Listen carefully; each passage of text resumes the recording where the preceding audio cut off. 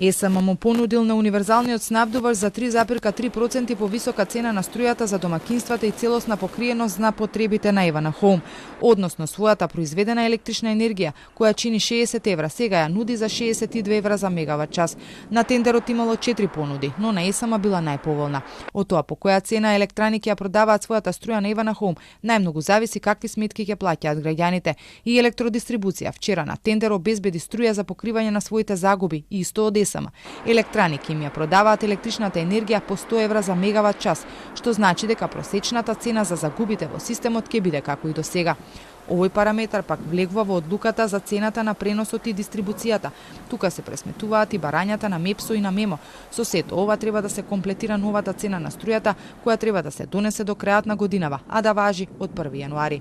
Под комплетен надзор на регулаторната комисија за енергетика и согласно законските обврски и претходно утврдената методологија, во наредниот период Евана Хоум ќе ја пресмета цената на електричната енергија по однапред утврдени влезни параметри.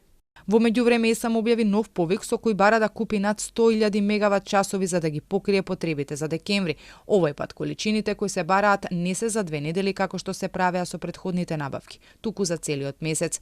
Вкупно на тендерите за набавка на струја од септември заклучно со ноември, ЕСМ плати речиси 20 милиони евра. На берзите пак цените продолжуваат да дивеат поради што проблем имаат производствените компании. Дел од нив поради условите од регулиран заминаа на отворен пазар. Сега од регулаторна ги повикуваат малите потрошувачи кои сметаат дека треба да се вратат на регулиран пазар да го сторат тоа.